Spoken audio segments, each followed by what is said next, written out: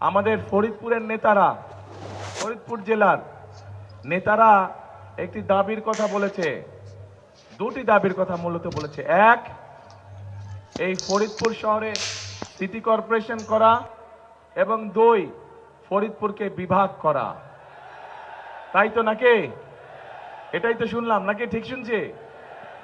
আচ্ছা, তাহলে আজকের এই নির্বাচনী জনসভায় আপনাদের সকলের সামনে আমি এতটুকু বলতে চাই, ইনশাল্লাহ বিএনপি সরকার গঠন করলে আগামীতে ধানের শীষ আগামী 12 তারিখে নির্বাচনে জয়যুক্ত হলে পরে বিভাগ গঠন করলে যদি এলাকার মানুষের উপকার হয়, বিভাগ গঠন করলে যদি মানুষের সমস্যার সমাধান হয়, তাহলে ইনশাল্লাহ জনগণের সেই দাবি বিএনপি পূরণ করবে।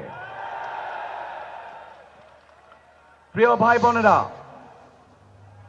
অনেক সমস্যার কথা আমরা শুনেছি। এই সমস্যাগুলো আমি ভেবেছিলাম যে এত সমস্যা নেই, কারণ দীর্ঘ 17 বছর আমি দেশে থাকতে পারিনি। আমরা দূর থেকে শুনেছি প্রত্যেক এলাকায় বলে অনেক উন্নয়ন হয়েছে, কিন্তু যদি উন্নয়ন হয়েই থাকে তাহলে প্রার্থীরা কেন এত সমস্যার কথা বলল?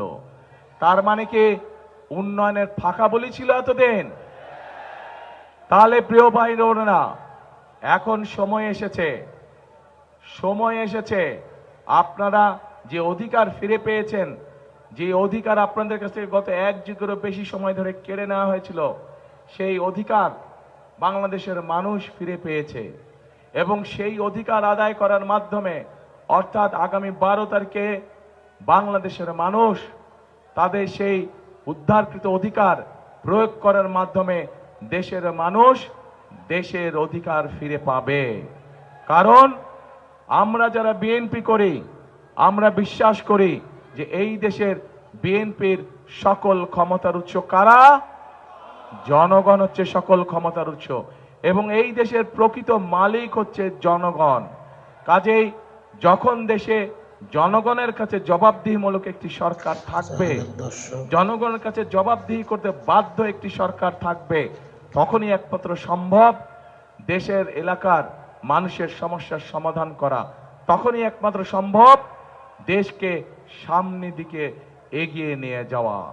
এবং সেই জন্যই প্রিয় ভাই বোনেরা, এলাকার সমস্যা যেমন আছে, একই সাথে আরো বহু কতগুলো সমস্যা আছে, এবং সেগুলো সম্পর্কে আমরা আমাদের দলের পক্ষ থেকে পরিকল্পনা গ্রহণ করেছি যে বিএনপিকে বাংলাদেশের মানুষ 12 তারিখে নির্বাচনে দেশ পরিচালনার সুযোগ দিলে বিএনপি কি কি পরিকল্পনা গ্রহণ করবে, যাতে করে এলাকার সমস্যার সমাধান হয়, যাতে করে দেশের মানুষের সমস্যার সমাধান হয়।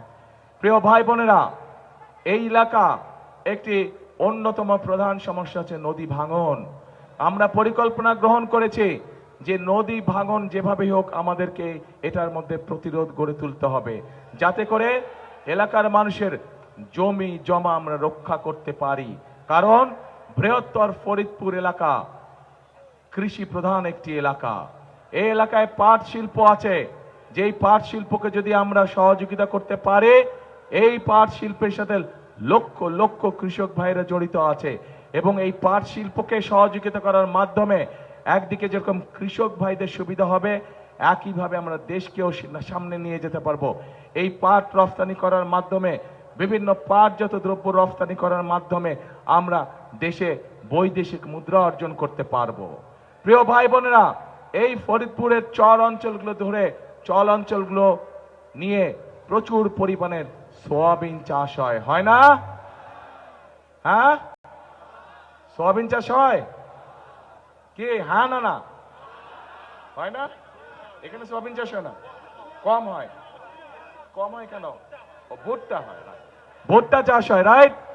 হ্যাঁ, ভুট্টা চাষ হয়। এই ভুট্টা চাষের সাথে বহু কৃষক এটার সাথে জড়িত আছে, যাদের পাশে আমরা দাঁড়াতে চাই, যাদের পাশে দাঁড়ানোর মাধ্যমে সেই কৃষক ভাইদেরকে আমরা সহযোগিতা করতে চাই।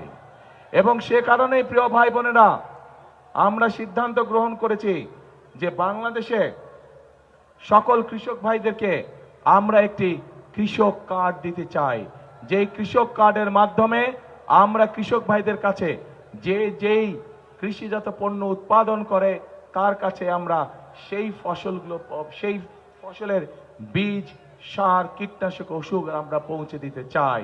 অন্তত একটি সিজনের পুরা সম্পূর্ণ ফসলের আমরা পৌঁছে দিতে চাই,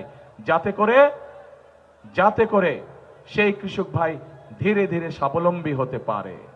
প্রিয় ভাই বোনেরা, এই এলাকার বহু যুবক তরুণ আছে যারা শিক্ষার আলোয় আলোকিত, কিন্তু তাদের একটি সমস্যা আছে যে বহু মানুষের কাছে কর্মসংস্থান নেই। আমরা পরিকল্পনা গ্রহণ করেছি বাংলাদেশের প্রত্যেকটি এলাকা, প্রত্যেকটি জেলার বিভিন্ন রকম বৈশিষ্ট্য আছে, সেই বৈশিষ্ট্যগুলো পর্যালোচনা করে সেই এলাকার উপযুক্ত কি কি কলকারখানা তৈরি করা যায়, যে সকল কলকারখানা তৈরি করলে পরে সেই এলাকার মানুষের কর্মসংস্থান হবে, এবং সেভাবেই আমরা গড়ে তুলতে চাই। কৃষি এবং শিল্প দুটোকে আমরা গড়ে তুলতে চাই, যাতে করে প্রত্যেকটি এলাকার মানুষের কর্মসংস্থানের সুযোগ হয়, যাতে করে সেই এলাকার মানুষ আত্মসম্মানের সঙ্গে বেঁচে থাকতে পারে। প্রিয় ভাই বোনেরা, আমাদের পরিকল্পনার একটি অন্যতম আরেকটি অংশ আছে, সেটি হচ্ছে বাংলাদেশের সমগ্র জনসংখ্যার অর্ধেক হচ্ছে নারী।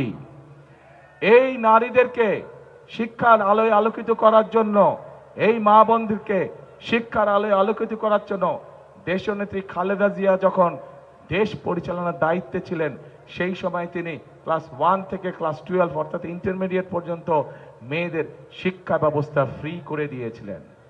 প্রিয় ভাই বোনেরা, আমরা যদি দেশকে সামনের দিকে গড়ে তুলতে চাই, আমরা যদি দেশকে সামনের দিকে নিয়ে যেতে চাই, তাহলে এই অর্ধেক জনগোষ্ঠীকে আমরা পেছনে রেখে আমরা কোনোভাবেই সামনে এগোতে পারবো না। কাজেই এই নারী গোষ্ঠীকে আমরা অর্থনৈতিকভাবে স্বাবলম্বী করে গড়ে তুলতে চাই, এবং সে কারণেই প্রত্যেকটি গৃহিণী কাছে আমরা, খেটে খাওয়া প্রত্যেকটি মানুষ, প্রত্যেকটি গৃহিণীর কাছে আমরা ফ্যামিলি কার্ড নামে একটি কার্ড পৌঁছে দিতে চাই, যার মাধ্যমে প্রতি মাসে তাদেরকে সরকারের পক্ষ থেকে একটি সহযোগিতা প্রদান করা হবে। এবং আমরা বিশ্বাস করে এটি যদি আমরা বেশ কয়েক বছর চালু রাখতে পারি, ইনশাল্লাহ, তাহলে বাংলাদেশের গ্রামে গঞ্জে শহরে খেটে খাওয়া পরিবার যেগুলো আছে, সেই পরিবারগুলো ধীরে ধীরে অর্থনৈতিকভাবে স্বাবলম্বী হতে পারবে, এবং স্বাবলম্বী করতে পারলেই, পরিবারগুলোকে আমরা স্বাবলম্বী করতে পারলেই দেশ ধীরে ধীরে সামনের দিকে এগিয়ে যেতে সক্ষম হবে। প্রিয় ভাই বোনেরা, আমরা দেশের, এই যে এখানে উল্লেখ করে গেছেন, আমাদের কয়েকজন প্রার্থী এখানে উল্লেখ করে গেছেন যে মানুষের স্বাস্থ্য সেবা নিয়ে মানুষ অনেক কষ্টে আছে। প্রয়োজনের সময় ডাক্তার পাওয়া যায় না, প্রয়োজনের সময় মানুষ ওষুধ খুঁজে পায় না। সেজন্য আমরা সিদ্ধান্ত গ্রহণ করেছি যে বাংলাদেশে বিশেষ করে এই যেই হাসপাতালগুলো আছে, এগুলোকে তো আমরা মেরামত করব, এখানে ডাক্তারের ব্যবস্থা ইনশাল্লাহ আমরা করব, কিন্তু একই সাথে সমগ্র বাংলাদেশে আমরা হেলথ কেয়ারার নিযুক্ত করতে চাই, যেই হেলথ কেয়ারের কাজ হবে গ্রামে গ্রামে গিয়ে, ঘরে ঘরে গিয়ে নারী এবং শিশুদেরকে তারা চিকিৎসা সুবিধা দিবে। যে সকল চিকিৎসা সুবিধা ঘরে বসে দেওয়া যায়, ছোটখাটো অসুখ বিসুখ, যাতে করে মা বোনদেরকে কষ্ট করে হাসপাতালে আসতে না হয়, ঘরে বসেই তারা ওষুধ পাবে ইনশাল্লাহ, ঘরে বসেই তারা চিকিৎসা সুবিধা পাবে। এখন প্রিয় ভাই বোনেরা, আরেকটি কাজ আমরা করতে চাই। এই পুরো অঞ্চলের একটি অত্যন্ত গুরুত্বপূর্ণ প্রয়োজনীয় কাজ আছে, যেই কাজটি করলে শুধু যে কৃষক ভাইরা সুবিধা পাবে তা নয়, কৃষক ভাইদের পাশে সব ধরনের মানুষ সেই সুবিধাটা পাবে। কি সেটি হচ্ছে পদ্মা ব্যারেজ নির্মাণ করা। প্রিয় ভাই বোনেরা, এই সমগ্র অঞ্চলকে ঘিরে আমরা পদ্মা ব্যারেজ নির্মাণ করতে চাই, যাতে করে ড্রাই সিজনে, শুকনা মৌসুমে এই এলাকার মানুষের পানির কষ্ট না থাকে, চাষাবাসের কষ্ট না থাকে। সেই জন্য আমরা পদ্মা ব্যারেজ নির্মাণ করতে চাই।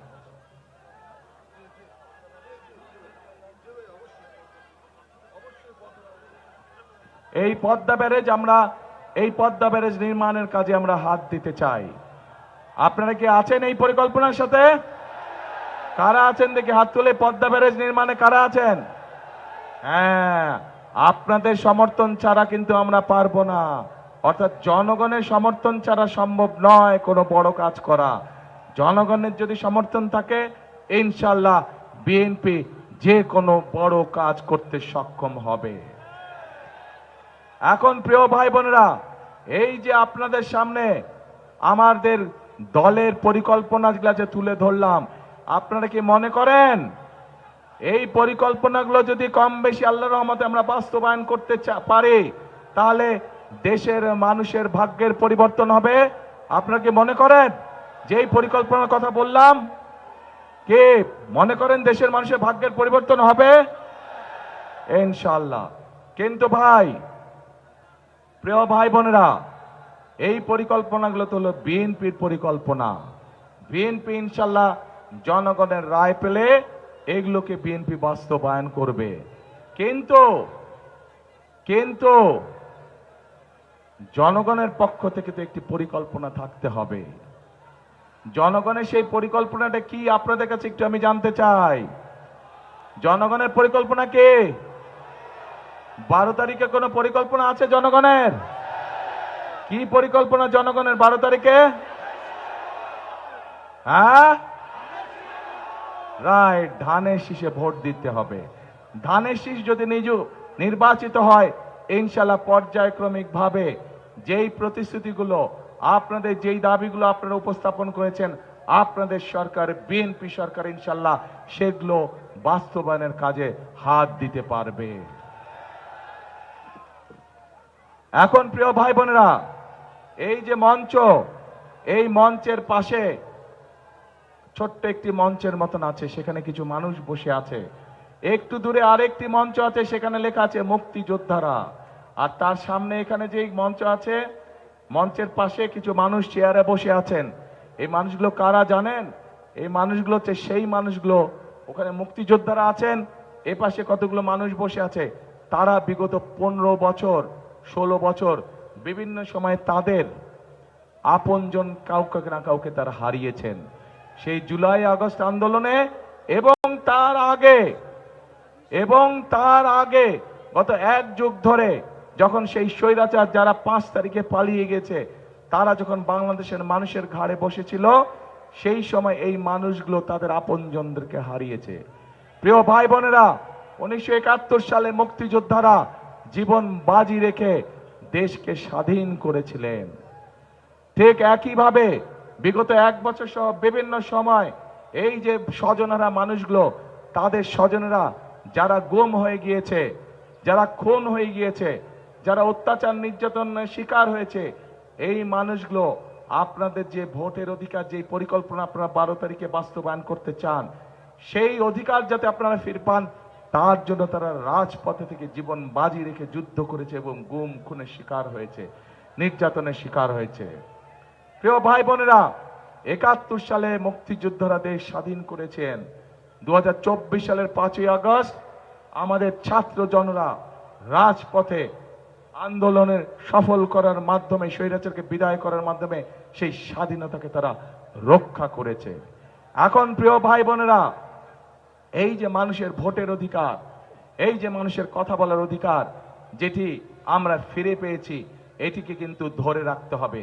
কারণ এইখানে প্রার্থীরা যে সকল জনগণের পক্ষ থেকে যে সকল কথা বলেছেন, জনগণের ভাগ্য পরিবর্তনের জন্য, এলাকার উন্নয়নের জন্য, এগুলোকে যদি বাস্তবায়ন করতে হবে, তাহলে একটু আগে যেটা বলেছি, আপনাদের সমর্থন ছাড়া কিন্তু আমরা পারবো না।